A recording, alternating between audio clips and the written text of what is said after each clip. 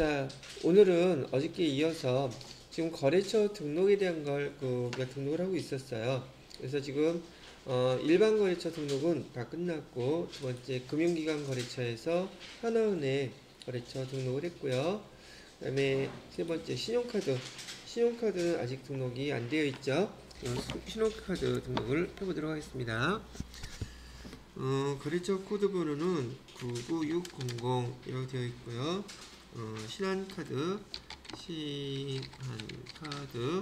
여기 매출이라고 되어 있습니다. 되어 있고 1번 매출. 그 다음에 가맹점 번호가 써 있는 것이 52451208 써주시면 되겠고요. 직불카드 부. 자, 그 다음에 다음 코드 번호는 99700 삼성카드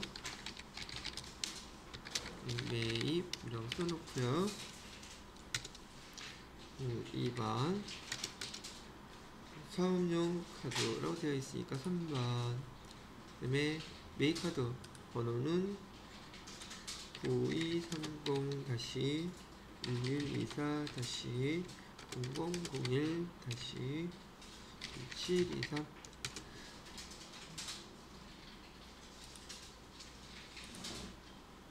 9230-1124-0001-1723 다 됐고요. 뭐 다들 대부분 알고 계시겠지만 신용카드에 대해서 가맹점 매출이라고 얘기하는 것은 우리가 제품이나 상품을 매출할 때 그 카드를 거래처가 됐던 또는 거기 고객들이 됐던 카드 사용하는 게 한두 종류가 아니잖아요. 그거 일일이 쫓아다니면서 돈 달라고 할 수 없죠. 근데 그 업무를 대행하는 회사가 지금 여기 신한카드 회사로 설정을 한 거예요.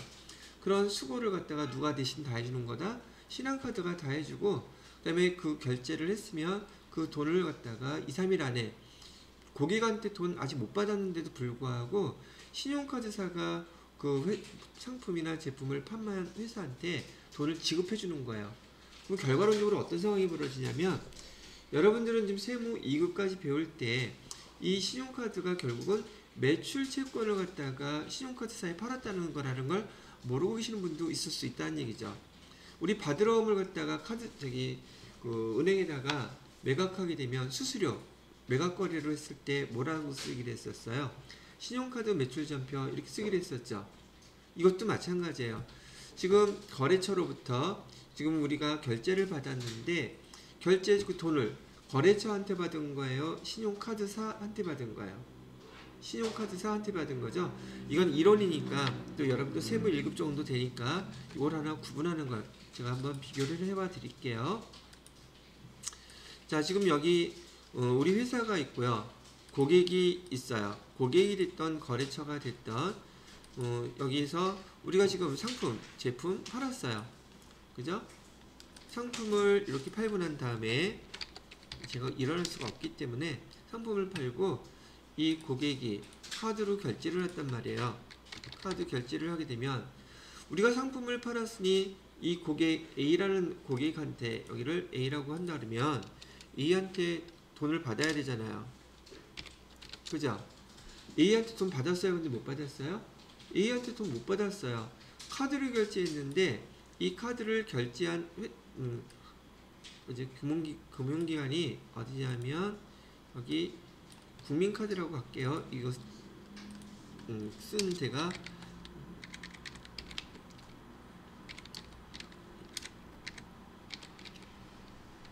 국민카드를 사용해 가지고 지금 결제를 받았는데, 여기 신한 이 회사에서는 사용하는 곳이 여기 신한카드라 그랬죠? 신한카드. 자, 다시. 자, 보시게 되면 지금 우리 회사에서 상품을 거래처 또는 고객한테 팔았다. 이 고객은 카드로 그 대금을 결제를 해줬다. 그러면 이 카드로 대금 결제 받은 요 금액에 대해서 요 신한카드에서 이렇게 돈을 지급을 해줘요. 언제? 2일 내지 3일 이내 가맹점 가입하면서 돈 받은 거 우리 계좌 등록 다 해놓겠죠. 여기다 돈 넣어주세요. 지정을 해놨단 말이에요.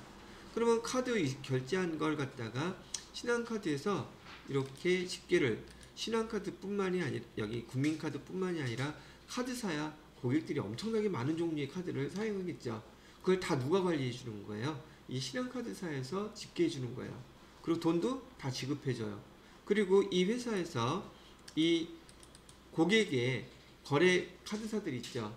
은행들 있죠. 뭐 등등 여기서 그 청구를 하는 겁니다. 누구한테?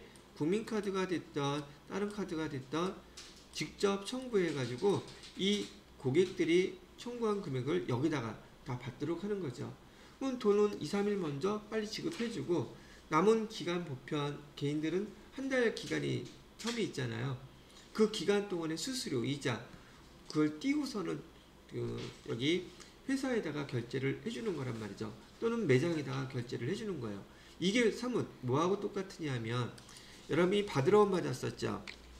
다들 어음을 누구한테 매각해요? 은행에 매각할 수 있잖아요. 은행에다가 매각을 했어요. 그러면 여러분이 배웠던 것들을 한번 해볼게요. 지금 우리가 갖고 있던 100만원짜리 받으러움을 은행에다가 매각을 했어요. 그리고 매각한 그 받으러움의 수수료, 할인료는 5만원이라고 가정을 하겠습니다. 그럼 보통 예금에 얼마가 들어오겠어요? 100만원짜리 은행에다가 매각하고 돈은 할인료는 5만원이라고 했으니까 95만원만 이렇게 들어오겠죠. 대변에다가 뭐라고 써줘야 돼요? 받으러움을 은행에다 줬겠죠. 매각했으니까 받을 어음에서 얼마? 100만원짜리는 이렇게 나갔는데 이 받으러움에 대한 매각 거래로 처리하라고 했으니 그 5만원에 대해서는 매출 채권, 받으러움이 매출 채권이잖아요. 매출 채권을 어떻게 한가요? 처분한 거예요. 그래서 매출 채권 처분 손실이라고 해서 5만원 이렇게 썼단 말이죠. 바로 이 받으러움 거래하고 신용카드 거래하고 사실은 똑같은 거예요. 자, 우리가 상품을 팔았을 때 카드로 결제하게 되면 우리 외상매출금이라고 쓰기로 했어요? 아니면 미수금이라고 쓰기로 했어요?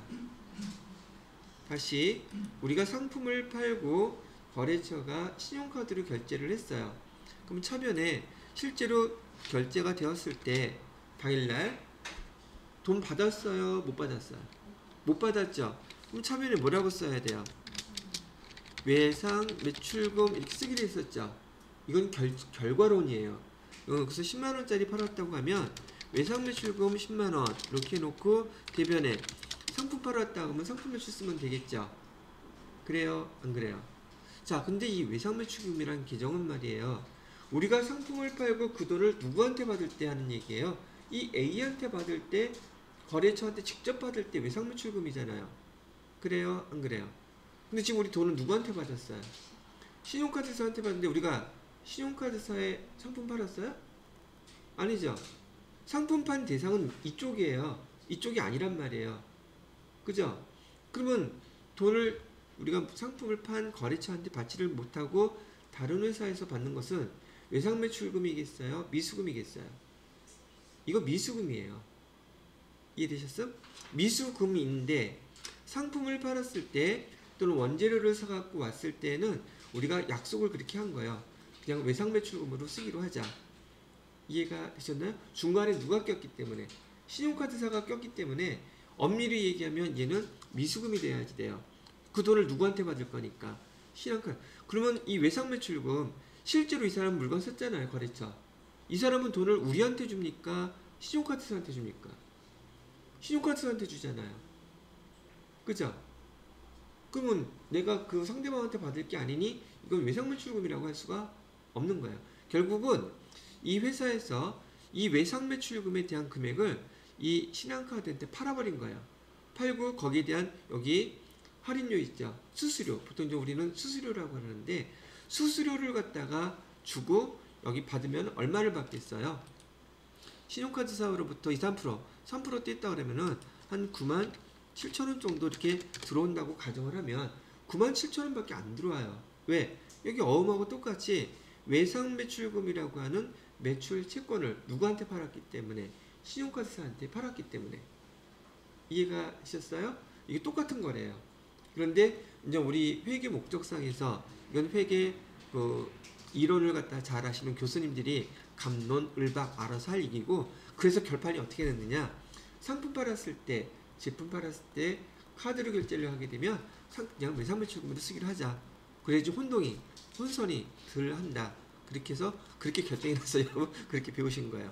반대로 우리가 원재료에서 올 때 카드로 결제할 수 있죠. 그때는 뭐라고 쓴다? 외상매입금을 하고 그냥 쓰는 거예요. 아시겠습니까? 오케이. 이런 내용들도 별거 같지는 않지만 여러분들이 그냥 그 회계에 관련돼서 정식적으로는 그런 개념이 이거하고 똑같은 거기 때문에 얘도 미수금이 돼야지 맞는 것이지만 우리가 그렇게 하기도 약속을 해놨다는 얘기를 해드리는 겁니다. 자, 매출은 가맹점은 그런 의미였었고요. 그 다음에 여기 그 삼성카드 매입이라고 되어 있죠. 여기 그 카드 번호가 몇 자리예요? 16자리죠. 얘는 매입이라고 써 있는데 이 의미가 뭐예요? 이 카드를 가지고 우리는 주로 매입할 때만 쓴다는 얘기죠. 그죠? 그럼 여러분은 얘 카드 번호만 보고서도 아, 이거 가맹점 매출 거구나. 아, 요거 매입 구분할 수 있어야 돼요. 어떻게 구분해요? 카드 번호 보고. 여러분 신용카드 갖고 계시죠? 체크카드가 또 뭐 다 그거 뭐 물건 팔 때 써요. 물건 살 때 써요. 물건 파는 거는 뭐라고 부르고 매출이라고 부르고 살 때는 매입이라고 부르죠. 그러니까 여러분들은 이제는 요거 카드 가맹점 번호라든지 카드 번호만 봐도 매출이다 매입이다 금방 구분하실 수 있어야 돼요. 더군다나 요즘도 회사의 트렌드는, 옛날에는 법카를 해가지고서 그 회사에서 비용들을 쓸 때 신용카드들을 많이 썼죠. 근데 요즘 규모가 좀 작은 데들은요 신용카드보다 체크카드를 써요. 체크카드 쓰는 이유가 뭐겠어요? 아, 몰라? 저기 우리 여러분 개인들도 신용카드 쓰는 게 소득공제 많이 받아요. 아니 그 카드 소득공제 많이 받아요. 이 체크카드가 많이 받아요. 체크카드가 많이 받잖아. 법인들도 신용으로 계속 쓰는 게 아니라 제한을 두고서 체크카드도 지금 많이 쓰고 있다 라는 거 알아두고, 법인카드처럼 체크카드도 그냥 그 회사에서 쓸 수 있는 용도로 사용한다. 이 정도도 이제 이해해 주시면 될 것 같으네요. 자, 그래서 여기 생각이 나서 신용카드에 대한 거 매출 매입 구분하는 것과 그다음에 이론적인 것들, 그 매출채권이 뭐죠? 매출채권에 뭐뭐 있어요? 외상매출금, 바드럼이죠. 아까 바드럼 얘는 들어드렸고 다 많이 배웠고 시험 문제도 많이 풀어봤어요. 신용카드 이럴 때 하는 것도 똑같은 거예요. 외상매출금은 팔았기 때문에 그 수수료에 대해서는 매출채권, 처분 손실이라고 써야지가 원칙이라고 이론학자들이 얘기를 하는데, 걔도 어떻게 쓰기로 배웠어요? 수수료 비용 그대로 쓰기로 했죠. 뭐하고 연결되어 있기 때문에, 매출 영업활동과 연결되어 있기 때문에 그냥 수수료 비용이라고 쓰자라고 이렇게 된 거예요. 아시겠냐? 자, 됐습니다. 자, 그 다음에 입력을 해보셔야 될 거, 그걸 뭐 있나 봤더니 계정과목 등록 문제가 나오네요. 그럼 여기 잠깐 나가고요. 교재는 32페이지 보시게 되면 계정과목 적용 등록할 문제가 나오네요. 자, 1번 문제는 코드번호 229번은 뭐 있죠? 여기 229번 여기 있죠? 쭉 클릭하셔서 229번 여기네요. 여기다가 산업재산권 입력해 달라네요. 그럼 여기 클릭하셔서 여기다가 산업재산권 띵 입력해 주시면 됩니다. 성격은 일반으로 해달래요. 다른 거 아무것도 손댈 필요 없습니다. 여기서 요구한 거는 이상항이고요. 자, 그 다음에 2번 문제는 830번 판관비죠. 830번의 판관비 클릭하셔서 소모품비를 갖다가 현금 적유해서 현금 적유 여기 있네요. 5번으로 등록해 달라네요. 5번 클릭하시고요. 회의용품비 지급, 회의용품비 지급 이렇게 하면 되겠네요. 이렇게 어려운 거 다 했어요. 자, 이거는 사실상 여러분들 이걸 가르쳐 주려는 건 아니고요. 자, 여러분들 저한테 수업을 받으신 분도 있고 대부분은 저한테 수업을 안 들으셨기 때문에 여기 계정 체계라는 거 한번 정리를 해드리려고 해요. 여기 계정 체계 보시게 되면은 이 계정 체계가 지금 수업할 때 여러분 재무상태표의 자산, 부채, 자본 계정 다 암기가 되어 있으셔야 된다고 제가 여러 번 강조를 했었어요. 왜? 회계를 배우는 사람이 기본적으로 재무지표를 못 외우고 있다는 것은 그 전반적인 내용 흐름을 깨우치기가 쉽지가 않다는 것을 뜻한다고 얘기했었죠. 그래서 여기 보시게 되면 제가 처음 이론에서 여러분 세무 1급 과정을 들어왔음에도 불구하고 재무지표, 재무상태표 제가 처음부터 끝까지 다 설명해 드렸어요. 계정 꼭 외우시라고요. 봐요. 여기 우선 자산은 여기 한번 낙서해 볼까요? 시간이 어떻게 되지? 낙서하려고 했는데 시간 다 됐어. 그래서 잠깐 쉬었다가 낙서할게요. 자, 지금 여러분들한테 계정 체계를 설명해 드리면서 정리를 먼저 해드려야 될 게 뭐가 있느냐면 이 계정 체계를 갖다가 보는 게 중점이 목표가 아니라 여러분들이 여기 계정을 머릿속에 기본적으로 암기를 하고 계셔야 된다는 걸 설명하는 거예요. 어떻게 암기를 하느냐고요? 이렇게 하세요. 그 많은 거 그런 거 생각하지 말고요. 꼭 하셔야 되는 겁니다. 자, 한번 볼게요. 우리 재무상태표의 구성 요소인 자산이 있죠. 자산은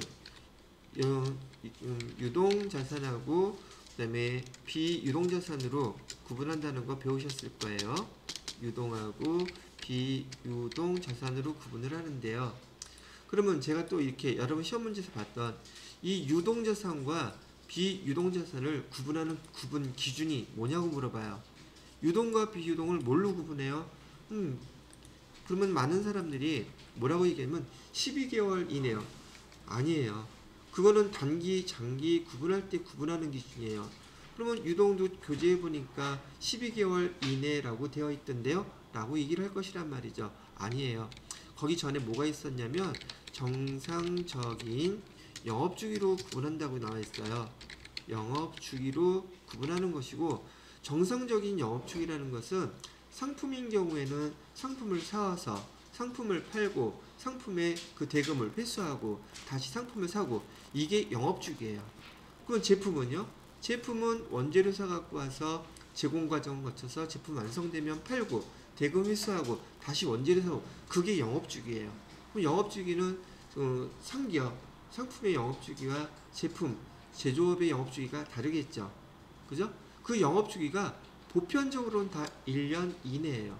그렇기 때문에 1년 이내에 정상적인 영업주기를 갖고 있는 그런 자산들은 유동자산이라고 구분하는 것이고, 근데 그게 보편적으로 몇 개월? 12개월 이내란 말이에요. 그죠? 그래서 12개월이 붙은 거예요. 그런 다음에 또는 1년 이내라고도 하죠. 그런데 만약에 문제에서 말이죠, 그 외상매출금 회수하는 날짜가 정상적인 영업주기가, 여기 써놓을까? 정상적인 영업주기가 18개월이래요. 자, 외상 매출금이 있는데 얘의 정상적인 그 영업주기가 18개월일 경우에 얘는 그러면 외상 매출금을 유동자산으로 구분해야 돼요? 비유동자산으로 구분해야 돼요? 이걸 물어보는 거예요. 근데 12개월로만 외웠던 사람들은 다 비유동이라고 대답한단 말이에요. 아니에요. 앞에 이거 구분하는 기준이 뭐라 그랬어요? 개월수가 아니에요. 여기 앞에 있는 문자예요. 요거 정상적인 영업주기, 요걸로 구분하는 거예요. 앞에 18개월이지만 정상적인 영업주기라고 얘기를 했죠. 그럼 얘는 유동자산으로 구분한다, 비유동자산으로 구분한다, 유동자산으로 구분하라는 뜻이에요. 그래서 세무 2급 교재에 보시게 되면 한 두 칸 떨어져서 단 정상적인 영업주기가 1년을 초과하더라도 그것이 정상적인 영업주기라면 유동자산으로 구분하라고 써져 있는데 그건 눈에 안 들어와. 위에 1년 이내 12개월 이것만 들어오니까. 그래서 10중 8구 이 문제가 나오면 세무 2급, 1급 할 거 없이 종종 다 틀려. 이거 정답률이 엄청 떨어지는 거란 말이죠. 이해가 되시나요? 그러면 유동자산하고 비유동자산 구분하는 구분 기준 중요한 거 알려드렸고요. 두 번째, 유동자산은 또 어떻게 구분이 돼요? 유동자산은요, 당좌 자산이라는 것과 그다음에 재고자산이라는 걸로 이렇게 구분이 된다는 것도 머릿속에 띵띵 나와야지 돼요. 그러면 유동자산에 시험 문제에서 많이 풀어봤잖아요. 유동성 배열법에 의해서 순서대로 나열된 것은 아닌 것은 이런 거 물어본단 말이죠. 그러면 유동자산은 당좌자산하고 재고자산으로 구분되는데, 그러면 당좌자산은 뭐가 당좌자산이냐고 물어보면 또 이것도 대략 난감하잖아요. 당좌자산이라고 딱 가르쳐주지 않는단 말이에요. 뭐라고 얘기하냐면 판매 과정 없이 현금으로 회수할 수 있는 자산을 뭐라고 부릅니다. 이걸 물어본단 말이에요. 그럼 판매 과정 없이 현금으로 회수하는 자산이 뭐예요? 그게 당좌자산이에요. 교재에는 너무나 자주 여러 번 나오는데 머릿속에는 기억이 안 나. 그런 거 배운 적이 있을까? 뭐 이래가면서 얘는 당좌자산의 특징은 뭐다? 판매 과정이 필요가 없어요. 그 다음에 현금 회수를 할 수 있다. 이런 것을 우리 뭐라고 부른다? 당좌자산이라고 부른다. 그럼 재고자산은 뭘 재고자산이라고 그래요? 재고자산은 판매 목적으로 갖고 있는 것을 재고자산이라고 부른다. 그럼 이런 말이 왜 중요해요? 건물을 갖다가 건물, 토지 이런 걸 판매 목적으로 갖고 있으면 여러분 기록할 때 뭐라고 기록해요? 판매 목적이기 때문에 건물이라고 기록해요? 토지라고 기록해요? 판매 목적이면은 얘는 상품인 거예요. 건물도 토지도 상품이에요. 왜? 목적이 뭐기 때문에? 판매 목적이기 때문에. 그럼 이 회사는 어떤 회사라는 뜻이에요? 부동산 회사라는 뜻이에요. 그죠? 그래서 여러분들이 계정들을 예전에 배우시면서 계정들의 목적이 뭔지, 목적에 따라 쓰는 계정들이 달라지는 거 아마 경험해 보셨을 거예요. 자, 똑같이 식사를 해요. 똑같은 식당에 가서 똑같은 메뉴 시켜서 똑같은 가격으로 먹었어. 근데 한 번은 직원들끼리 먹었고 한 번은 거래처하고 먹었어. 똑같아요, 달라요? 먹는 목적이 다르잖아요. 그러니까 복리후생비다, 접대비다 이렇게 구분을 해서 쓰죠. 그리하여 안 그래요?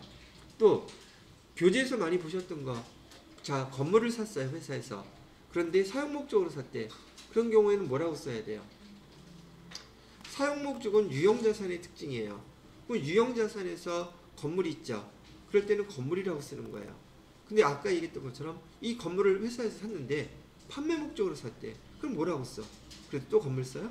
아니에요. 그때 상품이에요. 만약에 투자 목적으로 샀다면 뭐라고 써야 돼요? 투자 부동산이라고 쓰라고 배웠죠? 얘가 근데 대부분 다 따로따로 놀아. 원칙은 하나인데 그 계정의 목적이 뭔가를 구분할 줄 아는 게 우리 회계 담당자들의 그 전문성이거든요. 근데 시험 보려고 그냥 외우기만 해. 이거 나오면 이거였더라. 그러니까 계정이나 상황이 바뀌게 되면 그게 왜 그렇게 써야 되는지 그게 잘 기억이 안 나더란 얘기예요. 헷갈리기도 하고. 그죠? 그래서 지금 계정 여러분이 보통 저는 회계 원리 처음에 수업을 할 때 이거를 갖다가 설명을 되게 오랫동안 해요. 왜? 그만큼 중요한 거고 가장 기초적인 과정이기 때문에. 만약에 저한테 오늘 처음 수업 듣는 분들은 회계 원리 교재에서 자산 파트 있잖아요. 거기 표시되어 있는 거 봐서 지금 제가 설명한 거 그대로 나와 있어요. 한번 꼭 들어보세요. 여러분들 근데 복습할 때는 아마 금방 이해들 하실 겁니다. 그래도 한번 적어는 드려볼게요. 계신 분들도 복습 한번 다시 해야 되니까. 자, 이런 목적이 됐고요. 그 다음에 당좌자산은 또 어떻게 구분돼요? 당좌자산은 처음에 현금 및 현금성 자산으로 구분을 하고 이 밑에는 어떤 구분 계정으로 뭐가 있느냐면 현금, 그 다음에 당좌예금, 그 다음에 보통예금 있죠? 보통예금. 대표적으로 현금 및 현금성 자산에는 이 세 가지 계정이 있어요. 많이 봤죠? 보기만 하지 말고 외우라고 그랬어요. 저 그래서 시간 들여서 열심히 쓰고 있는 거예요, 지금. 자, 두 번째 당좌자산의 계정에는 단기 투자 자산이라는 게 있어요. 이 단기 투자 자산에는 또 세 가지가 있는데 단기 금융 상품이라는 게 있고요. 금융 상품이 있고 두 번째로는 단기 매매 증권이 있고, 세 번째로는 뭐 있죠? 단기 대여금이 있어요. 이렇게 세 가지로 구분되더라. 그 다음에 세 번째는 매출 채권이 있어요. 매출 채권에는 또 뭐가 있나요? 아까 말했던 외상 매출금이 있고요. 또 하나는 받을 어음 있어요. 자, 마지막 네 번째 거, 여기는 기타 채권이 있어요. 기타 채권에는 뭐가 있나요? 기타 채권에는 우선 미수금이라는 계정이 있고요. 그 다음에 저거 받았을 때, 계약금 받았을 때, 계약금 줬을 때죠. 선급금, 이렇게 두 가지가 있어요. 하나, 깍두기로 여기 위에 있는 단기 대여금도 우리가 빌려준 거기 때문에 기타 채권으로 구분하기도 해요. 그러면 단기 대여금인 경우에는 단기 투자 자산에도 포함이 되어 있고요. 여기 기타 채권에도 포함이 돼요. 오케이? 그래서 대손 충당금 설정할 때 기타 채권에 단기 대여금이 들어가 있는 거예요. 자, 그렇게 구분을 하라고 먼저 설명을 합니다. 그래서 여기 당좌 자산의 네 가지 현금 및 현금성 자산, 단기 투자 자산, 매출 채권, 기타 채권, 요 네 가지가 여기 해당되는 채권들이고요. 그래서 아까 얘기했던 것처럼 시험 문제는 어떻게 내느냐면 이렇게 냈던 거 기억하실 거예요. 판매 과정 없이 현금으로 회수가 가능한 자산이 아닌 것을 골라보세요. 그러면 당좌 자산 얘기한 거란 말이죠. 근데 이 말 뜻을 못 알아들으면 어디에서 고르라는지 알 수가 없더란 말이죠. 그죠? 그럼 여기서 첫 번째 당좌 예금, 두 번째 외상 매출금, 세 번째 선급금, 네 번째 상품이나 제품 하나 띵 쳐놓고선 고르라고 얘기한단 말이죠. 근데 판매 과정 없이 현금으로 회수가 가능한 게 뭔지 모르는데 이걸 뭘 기준으로 고를 거냔 말이죠. 어느 것을 찍을까 이제 그거 하는 거예요. 그게 무슨 말인지 알겠죠? 이런 식으로 해서 계정들은 회계를 배우신 분들은 재무상태표 반드시 암기가 되어 있어야 됩니다. 얘기를 해드리는 거고요. 그 다음에 비유동자산은 비유동자산 그냥 말로 할게요. 계속 쓰면은 여러분 다 아는 것들이니까 지금 이런 순서대로 외워야 된다는 거예요. 비유동자산은 순서대로 첫 번째가 투자자산이에요. 그죠? 두 번째는 뭐 있어요? 유형자산이에요. 세 번째는 무형자산이에요. 네 번째는 기타. 그럼 기타가 뭐예요? 물어보면은 글쎄요. 기타 사면 거기다가 써야 되나요? 기타라는 것은 비유동자산에서 봤더니 투자자산도 아니야. 두 번째는 유형자산도 아니야. 세 번째는 무형자산도 아니야. 그럼 다 기타야.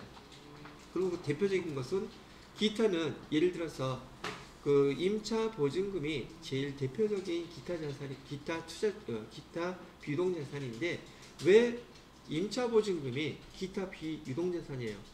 임차 보증금은 기간이 1년일 리가 없죠. 다 1년 넘어간단 말이에요. 그러니까 일단 유동이에요? 비유동이에요? 비유동이죠. 그러면 첫 번째, 임차 보증금이 투자자산인가요? 투자해서 이자 받아요, 거기서? 아니죠. 그냥 건물주한테 줘야 되는 거잖아. 두 번째, 유형자산인가요? 아니죠. 그럼 무형자산인가요? 아니죠. 그러니까 기타 비유동자산이 되는 거예요. 하나만 더. 그러면 여러분이 기타 비유동자산이라는 얘기는 많이 들어봤을 테니까 외상매출금인데 얘가 지금 상황이 코로나 때문에 거래처에서 1년 이내 갚을 수가 없대. 그러면 외상매출금임에도 불구하고 1년 이내 얘가 회수 불가능하죠. 지금 현재 상황이 이렇게 얘기를 해줬으니 그럼 얘는 유동자산이 그대로 뭉개고 그냥 놔둘까요? 계정을 바꿔줘야 되나요? 계정 바꿔줘야 되죠. 유동자산에 외상매출금이 있던 걸 뭘로 바꿔줘야 돼요? 장기 외상매출금으로 바꿔주셔야 돼요. 됐어요? 그럼 장기 외상매출금은 유동자산인가요? 비유동자산인가요? 장기라고 했으니까 비유동 들어가야 되죠. 그럼 비유동에 계정이 4개였어요. 어디 들어가야 돼요? 장기 외상매출금은 투자자산인가요? 그러면 유형자산인가요? 그러면 무형자산인가요? 그럼 얘도 들어갈 데가 뭐밖에 없어요? 기타밖에 없겠네. 그래서 장기 외상매출금은 기타 비유동자산에 들어갑니다. 똑같은 원리로 미수금도 1년 이내 못 받게 변할 수도 있죠. 미수금도 아까 보셨던 건 미수금 어디에 있어요? 당좌자산에 지금 해당되어 있단 말이에요. 유동자산인 당좌자산에 기타 채권의 미수금이 있는 거예요. 그죠? 근데 얘도 1년 이내 회수가 안 된다. 그럼 어디로 가겠어요? 기타 비유동자산에 포함되게 되는 거예요. 그래서 여러분이 교재에 보시게 되면 기타 비유동자산을 보면서 거기에 해당되는 계정을 뒤따 외우려고 그러는 게 아니에요. 계정에 대한 내용들을 잘 이해하고 난 다음에 아 그런 원리로 이게 이쪽으로 포함이 되는 거구나, 그렇게 분류를 하셔야 된단 말이죠. 되셨나요? 자, 그러면 또 더 많이 설명하면은 좀 그러니까 제가 말씀해 드렸어요. 제 거 유튜브에 그 회계 원리를 보시는 게 제일 나아요. 기초과정 본다 생각하시고요. 회계 원리의 자산 계정을 보세요. 자산 파트. 못 찾겠으면 못 찾을 리가 없잖아. 여러분들이 누군데 그런 걸 못 찾아. 유튜브 찾는 거 도사할 텐데. 자, 여러분이 똑같은 이 회계 원리의 내용인데 제가 이렇게 하나 정리를 해볼게요. 여러분이 흔히 많이 들었던 여기 통합계정은 뭐고 구분계정이 뭐예요? 자, 다시 요거만 하고 마무리할게요. 통합계정이 뭡니까? 그 다음에 구분계정이 뭡니까? 교재에서 많이 봤던 것들이에요. 그죠? 세희씨, 여기 통합계정이 뭐예요? 은영씨, 구분계정이 뭐예요? 여기 세무 1급 수업 맞죠? 봐봐. 우리 회계 담당자들은 용어를 구분하는 게 전문성이 있다 그러는데 이 용어를 구분 못하게 되면 회계 수업을 아무리 많이 들어도 이해가 안 돼요. 왜? 개념이 안 잡혀 있기 때문에. 그 개념은 어디부터 시작해요? 용어부터 시작해요.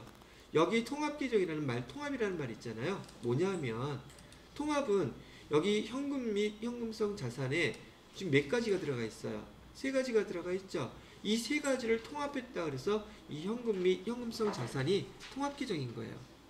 이해가 되셨죠? 자, 반대로 구분계정은요. 현금 및 현금성 자산을 세 가지로 구분해놨죠. 그래서 이 구분계정은 얘네들을 얘기하는 거예요. 되게 별거 아니죠? 별거 아닌데 용어 안 들어놨으면 이거 구분 못합니다. 그렇겠죠? 그럼 문제에서 거기 재무제표를 작성할 때 이런 기준으로 저런 기준으로 통합과 구분의 원칙 그건 어떻게 맞췄어? 그냥 보니까 맞췄어. 이런 내용이었던 거예요. 그럼 한번 다시 질문해 볼까요? 여기 단기 투자자산 있죠? 이 단기 투자자산은 통합계정일까요? 구분계정일까요? 이런 질문을 하게 된다면 여기 단기 금융상품, 단기 매매증권, 단기 대여금 입장에서 봤을 때는 통합계정이죠. 그러나 당좌자산 입장에서 봤을 때는 구분계정이죠. 즉 통합계정도 될 수 있고 구분계정도 될 수 있는 거예요. 한 번만 잘 이해해 놓으시면 별거 아니란 얘기죠. 그리고 여러분들이 제일 흔하게 이렇게 현금, 당좌예금 보통 이 쓰는 순서를 갖다가 이거 제가 마음대로 쓴 거예요? 기업회계 기준에서 이렇게 쓰라고 알려줬죠. 왜요? 이걸 뭐라고 불렀어요? 유동성 배열 법칙이라고 원칙 뭐 이렇게 썼죠. 그럼 또 물어보겠지. 유동성이 뭐예요? 유동성이 뭔지 유동골배기에서 나오는 뭐 그런 거? 유동성이라는 건 현금화 되기가 쉬운 걸 얘기하는 거예요. 그럼 이거 별법은 현금화 되기 쉬운 거부터 쓰라는 얘기란 얘기죠. 그걸 우리는 유동성이 높은 거라고 얘기하는 거예요. 유동성이 그래서 높다, 낮다, 시험 문제 많이 봤었죠. 유동성이 높다는 뜻은 현금화 되기가 쉬운 순서부터 재무상태표의 자산들을 기록해 주세요. 이걸 갖다가 요구했다는 얘기예요. 이해가 되셨나요? 자, 여러분 그래도 여기 배울 만큼 배우신 분들이기 때문에 가장 기초적인 거지만 용어나 개념, 계정을 갖다가 머릿속에 집어넣지 않으면 지도가 없이 가는 거하고 똑같아요. 용어 설명도 잘 이해가 안 될 뿐더러 조금 전에 얘기했던 것처럼 지금 문제에서요. 여기 미수금은 지금 재고자산의 매출채권에 있는 것이다. 맞는 것이냐 틀린 것이냐 물어보면 이제 머릿속에서 이제 정신이 왔다 갔다 하는 거야. 다행히 아는 거 나오면 맞겠지만 자, 그러면 선급금은 당좌자산의 그 매출채권 밑에 있는 계정이다. 이런 식으로 지금 그 계정의 밑에 있는 통합계정 밑에 구분계정, 구분계정 밑에 있는 다른 구분계정 이걸 연결시켜서 질문을 하는 것, 말로 길게 질문하는 스타일이 바로 세무 1급의 재무회계 문제들이에요. 그럼 이게 머릿속에 안 들어가 있으면 구분하기가 쉽게 했어요? 어렵게 했어요? 당연히 어렵겠죠. 그래서 이 개정들 반드시 다 암기하셔야 된다고 얘기를 하시는 거예요. 아시겠죠? 자, 하고 안 하고의 선택은 누구 목? 여러분 몫이에요. 저는 설명해 드렸고 제 거 유튜브 꼭 보셔서 시간 오래 걸리지는 않지만 또 혹시 배웠던 것들 까먹었거나 업그레이드 시켜야 될 부분들이 있다면, 보완해야 될 부분이 있다면 참고를 해서 보시라고 말씀드리는 거예요. 자, 이걸 갖다가 알고 있는 그런 입장에서 다음과 같은 걸 계속 연결해서 설명을 한다는 얘기죠. 어떤 거요? 여기 보시게 되면 지금 우리 회계 프로그램에서 계정 체계라고 나와 있는데 첫 번째 뭐 나와 있어요? 당좌 자산 나와 있죠. 두 번째 뭐 나와 있어요? 재고 자산 나와 있죠. 두 개 합쳐서 뭐라고 부른다 그랬어요? 유동 자산이라고 불렀어요. 그 밑에 투자 자산, 유형 자산, 무형 자산, 기타 비유동 자산 암기를 했다면 이 순서대로 머릿속에 주르륵 나오겠죠. 한눈에 쏙 다 들어올 거예요. 그죠? 이거 합쳐서 뭐라고 불렀어요? 비유동자산이라고 불렀어요. 자, 여기 비유동자산까지 여기 계정체계라고 부르는 것 중에서요. 이 계정체계 중에서 자산은 여기 기타 비유동자산까지 그냥 큰 덩어리로 먼저 하나 구분을 해드리는 거니까 여기 자산은 코드번호가 100번대 그 코드번호들이에요. 물론 여기 그 유형자산하고 무형자산 같은 경우는 200번대도 있기는 한데요. 일단 100번대로 기억해 놓으세요. 오케이? 그 다음에 부채 계정이 있죠.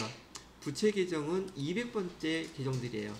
부채 계정은 여기 몇 번대? 물론 300번대 있긴 한데 일단 큰 틀만 먼저 잡아드리는 거예요. 그 다음에 세 번째 자본계정 있죠. 자본계정도 정확하게 다 암기하셔야 되고요. 아까 말씀드렸던 것처럼 그 재무상태표 끝나고 나면은 자본계정이 있어요. 자본계정 파트 넘어가서 자본계정 제가 설명 다 해놨거든요. 그거 꼭 들으셔야 됩니다. 세무 2급, 세무 1급 공부하시는 분들은 자본계정 암기 다 되어 있어야지 이해하기 쉬워요. 안 그러면 이해 못합니다. 자, 그래서 여기 자본계정은 코드번호가 300번대랍니다. 그 다음에 우리 손익계산서에서 매출계정 있죠? 매출원가 계정은 400번대예요. 자, 그 다음에 여러분 많이 배우셨던 우리 제조원가 공장이 있죠? 제조업에서 제조원가는 500번대, 그래서 매번 뭐 500번대, 800번대 많이 구분하셨었잖아요. 공장에서 제품을 만들기 위해서 들어가고 그다음에 거기서 쓰여지는 비용들은 500번대 비용, 제조 경비라고 불렀던 것들이 다 500번대 코드 번호들입니다. 그 다음에 여기 판관비 우리 많이 했었죠. 본사에서 판매 목적으로 사용되는 금액들을 그 코드 번호가 얘가 800번대예요. 그 다음에 손익계산서에서 영업과 관련이 없는 수익이나 영업과 관련이 없는 비용, 즉 영업의 수익, 영업의 비용 이 두 개가 합쳐서 900번대예요. 그래서 번호, 코드 번호들이 이렇게 구분이 되는 것들이라는 얘기죠. 오케이? 자, 근데 여기 자산에서 유형자산, 무형자산, 기타 비유동자산은 200번대도 있어요. 즉 249번까지가 자산이라고 정확하게 보시면 된다는 얘기죠. 근데 큰 틀에서만 보자는 얘기로 구분을 한번 그렇게 해보시라고 얘기를 해드린 거랍니다. 이 프로그램은 지금 우리 판매 관련되어 있는 그 상기업이라든지 제조업만 쓰는 게 아니라 여기서 보시는 것처럼 그 보관이라든지 그다음에 도급이라든지 분양이라든지 운송 이런 업종에서도 우리 계정체계하고 비슷한 걸 그대로 써요. 그렇기 때문에 이 프로그램을 만든 이 회사에서 그 여러 업종에서 같이 쓸 수 있도록 코드를 다 배열을 해놨기 때문에 여러분들은 비용 계정 중에서 600번대, 700번대 손대면 안 돼요. 물론 일부러 손대지는 않아요. 근데 시험 문제 풀다가 등등하면서 정신없어서 한글 보고 계정을 눌렀는데 기가 600번대나 700번대면 손익계산서에 반영이 되겠어요? 안 되겠어요? 자산부채 자본에 반영이 되겠어요? 안 되겠어요? 비용 계정은 아예 안 돼요. 그럼 그 금액이 펑크난단 말이죠. 어디 갔는지 못 찾아. 나중에 찾고 보면 어디가 있어? 600번이나 700번에 가 있는 거예요.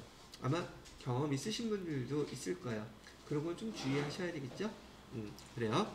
자, 그래서 계정 체계는 여러분이 지금 세무 1급까지 배우는 입장에서 기본적으로 반드시 암기가 되어 있어야 될 그 계정 과목이라는 거 얘기해드리고, 다시 한번 요 자본 계정이 있어요. 이 자본 계정 5가지가 있는데, 자본 계정 5가지에 그 구분 계정들이 3개씩 4개씩 있어요. 그것까지 다 암기하셔야 됩니다. 그러면 할 게 많네요. 일도 바쁜데 이거 저기 시간 내서 배우는 거 아니에요. 제 거 나중에 시간 내서 자산 계정 쪽을 한번 보시고 자본 계정 보신 다음에 그 사진으로 찍어서 시간 날 때마다 틈틈이 외우시면 하루면 다 외워요. 하루에 사진 찍어서 뭐 몇십 분 아니요. 사진 찍어 놓은 다음에 하루에 20초씩 20초 넘어가지 않도록 하셔야 돼요. 20초씩 10번만 보면 어지간한 거 다 외워집니다. 그리고 암기하는 것들은 앉아서 시간 내서 공부하는 게 아니에요. 여러분이 틈틈이 시간 날 때마다 여러분 스마트폰 손에서 안 떨어지잖아요. 그 사진을 찍어놨다가 암기할 것들은 그때그때 시간 날 때마다 자꾸 반복해서 보세요. 제가 분명히 20분도 아니고 20초라 그랬어요. 20초씩 몇 번? 10번 정도면 어지간한 거 다 외워져요. 아시겠죠? 시간은 그렇게 활용해서 중요한 것들을 암기하세요. 공부하는 방법 알려드린 거예요. 아시겠죠? 책상에 앉아서 공부한다고요? 시간이 없어서 못한다고요? 아하, 그 옛날에 그렇게 하면 공부 못했다는 거 다 경험했잖아요. 그렇게 하는 거 아니에요. 암기하는 거는 반드시 돌아다니면서 놀 거 다 놀면서 재밌는 거 할 거 다 하면서 그때 잠깐 해도 충분히 중요한 것들 다 외울 수 있습니다. 옛날에 여러분들이 그렇게 공부했다면 전교에서 놀았을 거예요. 그 방법을 몰라서 맨날 책상 앞에 앉아야지 공부하는지를 알고 있는데, 그러면 딴 생각 더 많이 하시잖아요.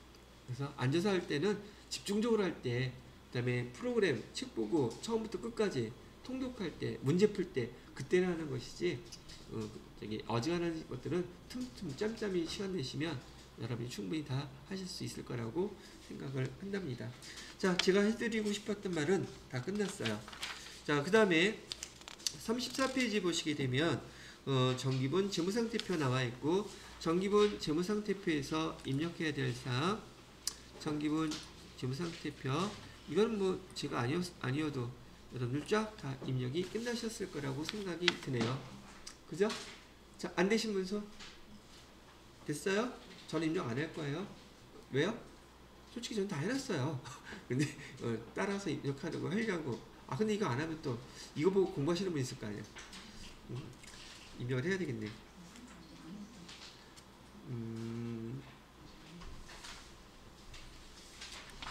자, 저도 빨리 입력을 하도록 할게요.